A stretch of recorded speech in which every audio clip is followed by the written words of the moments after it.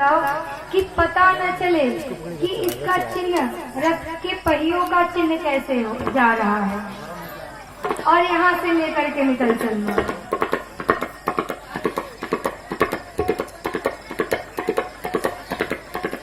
सुमंत्र जी बिल्कुल वैसा ही करते हैं, और जब सारे लोग सोए रहते हैं उसी समय रथ को लेकर के और वहां से निकल चलते हैं। वो जाते हैं और श्रृंगवेरपुर पहुंचते हैं, गंगा जी के तट पर।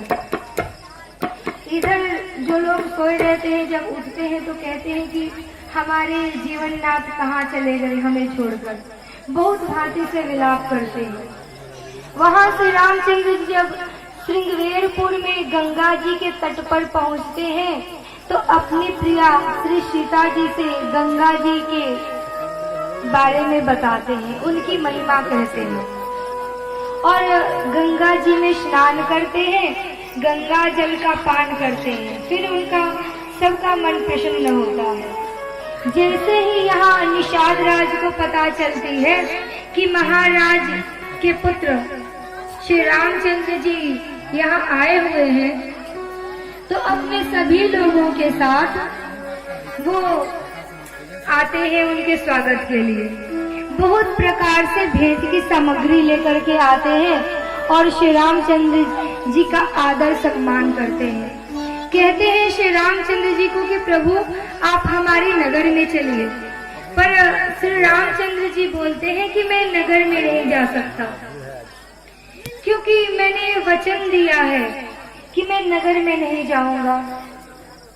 जब ऐसे बोलते हैं तो वहाँ निषाद राज क्या करते हैं कि पत्तों का ही सुंदर सा बिछौना बनाते हैं और श्री रामचंद्र जी को वहाँ पे बैठाते हैं। यहाँ माता कौशल्या जी सोच रही हैं कि मेरे पुत्र यहाँ से गए हैं, पता नहीं वन में कैसे होंगे, क्या खाते होंगे, सुबह से भूखे गए हैं। कहते हैं मेरे हुए छोना गए तज के घरौना, होंगे तरु के तरोना, सो बिछौना की ये बात के, सूरज की किरण लागे लाल कुंभ लाने होंगे, झाड़ लपटाने झंगा फाटे होंगे दांत के। कहती है कि मेरे वे पुत्र वन को गए होंगे, उन्हें बहुत प्यास लगी होगी, लेकिन उन्हें पानी नहीं मिल रहा होगा। उस प्यास में ही सूरज की इतनी कठोर धूप उन पे पड़ती होगी कि मेरे लाल का चेहरा कुंभला गया होगा। और एक तो धूप है, ऊपर से प्यास है, और दूसरी बात की झाड़ियों में फंस के उनके कपड़े फट रहे होंगे। ऐसी स्थिति होगी, बैठने को कहीं जगह नहीं होगा। कहाँ बैठे होंगे वो, कहीं पत्तों पे बैठे होंगे। ऐसे बहुत प्रकार से यहाँ कौशल्या जी सोच कर रही है, विलाप कर रही है। श्री रामचंद्र जी वहाँ पत्तों पे बैठते हैं और रात्रि होती है। श्री रामचंद्र जी विश्राम करते हैं, लक्ष्मण जी उनके चरण दबाते हैं। चरण दबाने के बाद श्री रामचंद्र जी सो जाते हैं और लक्ष्मण जी तो यहाँ विरासत में पहरा देते हैं। जब लक्ष्मण जी यहाँ पहरा दे रहे होते हैं तो निषाद राज उनसे पूछते हैं कि ये कैकेयी ने कैसा कुचक्र रच दिया।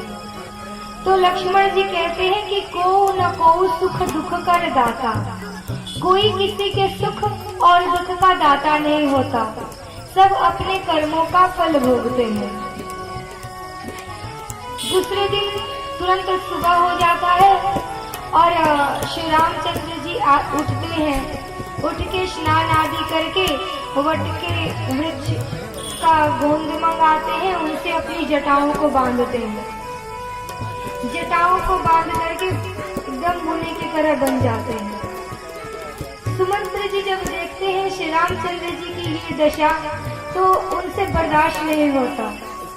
वे कहते हैं कि प्रभु आते समय महाराज ने हमें ये आज्ञा दी है कि आप लोगों को जंगल दिखाकर गंगा जी में स्नान कराकर और महल को लेते आए। श्री रामचंद्र जी कहते हैं कि नहीं, ऐसा नहीं हो सकता। मैंने पिताजी को वचन दिया है और मैं वचन का पालन करूंगा। तो सुमंत्र जी कहते हैं कि महाराज ने ये भी कहा कि अगर मेरे वो दोनों पुत्र न आए तो फिर जानकी जी को लेते आना।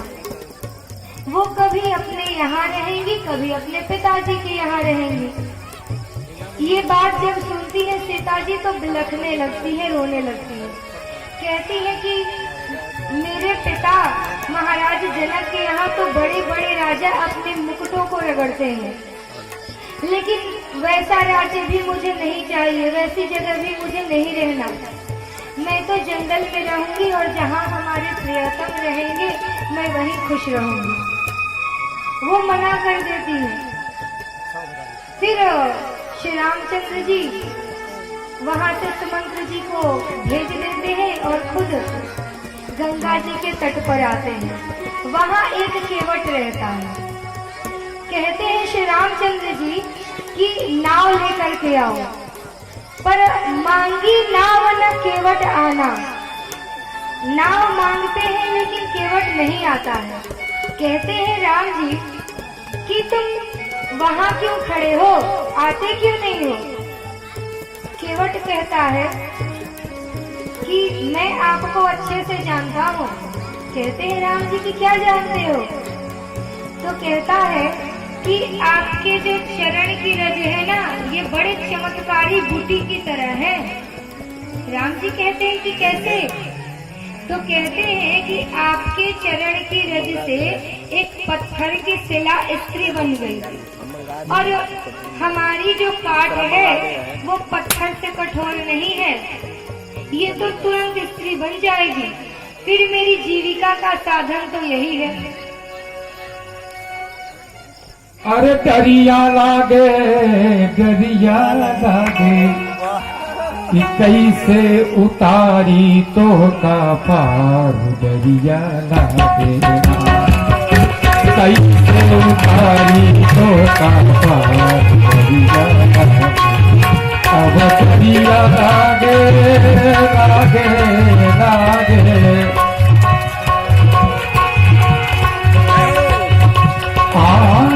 कैसे उतारी तो का पार, दरिया लागे। कैसे उतारी तो का पार, कैसे उतारी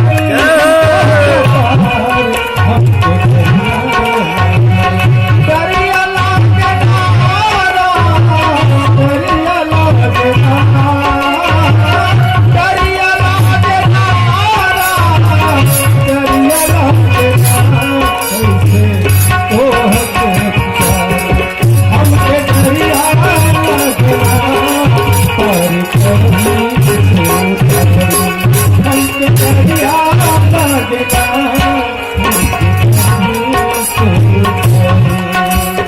घाटे से कछ दूरी पर घाटे कमर का पानी, जाके पार उतरा कोई बड़ी